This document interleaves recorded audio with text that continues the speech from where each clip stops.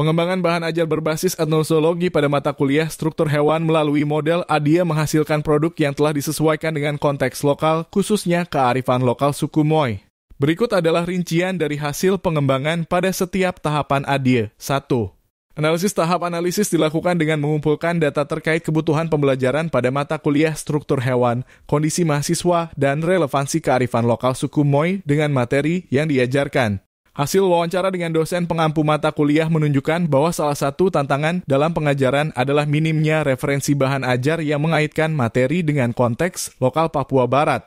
Mahasiswa seringkali merasa bahwa materi tentang struktur hewan hanya bersifat teoritis dan kurang aplikatif dalam kehidupan sehari-hari.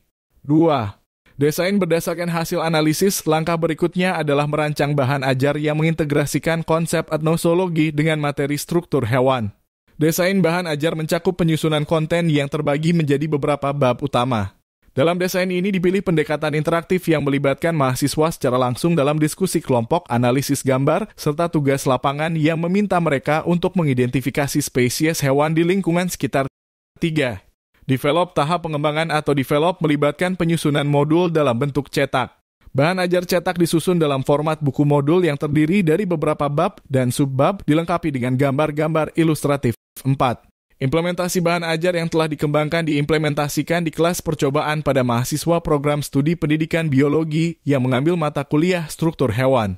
Sebanyak 30 mahasiswa mengikuti uji coba ini di mana mereka diberi akses ke bahan ajar cetak.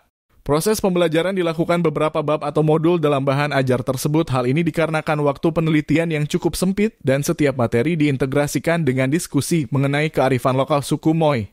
5. Evaluasi tahap evaluasi dilakukan dalam dua bentuk, evaluasi formatif dan evaluasi sumatif. Evaluasi formatif dilakukan selama proses pengembangan dan implementasi, di mana masukan dari dosen, mahasiswa, dan tim ahli media digunakan untuk melakukan perbaikan. Evaluasi sumatif dilakukan di akhir penelitian untuk mengukur efektivitas bahan ajar dan memperoleh umpan balik dari berbagai pihak. Hasil evaluasi oleh tim ahli media menunjukkan bahwa bahan ajar berbasis etnosologi ini memenuhi kriteria kualitas baik dari segi tampilan visual, fungsionalitas, maupun konten. Namun beberapa revisi dilakukan berdasarkan masukan ahli seperti perbaikan tata letak gambar dan penambahan informasi tentang spesies hewan tertentu yang lebih mendalam. Secara keseluruhan, bahan ajar ini dinilai layak untuk digunakan dalam proses pembelajaran. Hasil akhir penelitian ini diantaranya adalah hasil validasi tim ahli bahan ajar terkait materi atau isi bahan ajar struktur hewan terintegrasi etnosologi suku Moy dinyatakan valid dengan tingkat kevalidan 3,72.